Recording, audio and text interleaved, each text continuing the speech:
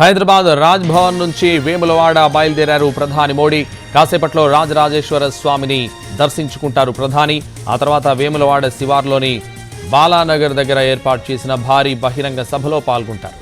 Karimnagar sitting MP బండి సంజయ్కు మద్దతుగా ప్రచారం చేస్తారు. వేములవాడలో ప్రచారం తర్వాత మోడీ వరంగల్కు వెళతారు. గతంలో పలు అభివృద్ధి కార్యక్రమాల కోసం వరంగల్లో పర్యటించగా ఇప్పుడు ఎన్నికల ప్రచారం కోసం వరంగల్ వస్తున్నారు. అక్కడ ఏర్పాటు చేసిన బహిరంగ సభలో ప్రధాని మోడీ పాల్గొంటారు.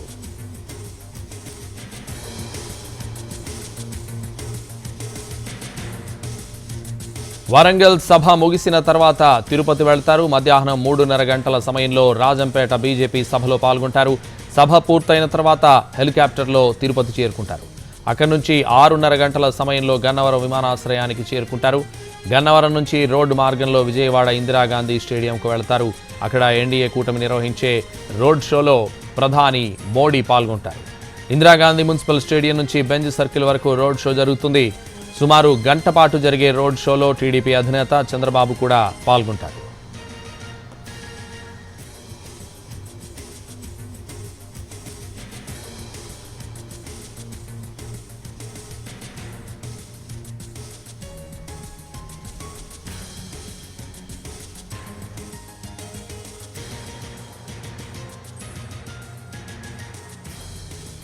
హైదరాబాద్ రాజ్ భవన్ నుంచి వేములవాడ బయలుదేరారు ప్రధాని మోడీ. కాసేపట్లో రాజరాజేశ్వర స్వామిని దర్శించుకుంటారు ప్రధాని.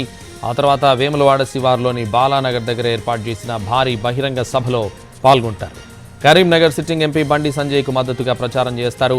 వేములవాడలో ప్రచారం తర్వాత మోడీ వరంగల్కు వెళ్తారు. గతంలో పలు అభివృద్ధి కార్యక్రమాల కోసం వరంగల్లో పర్యటించగా ఇప్పుడు ఎన్నికల ప్రచారం కోసం వరంగల్ వస్తున్నారు. అక్కడ ఏర్పాటు చేసిన బహిరంగ సభలో ప్రధాని మోడీ పాల్గొంటారు.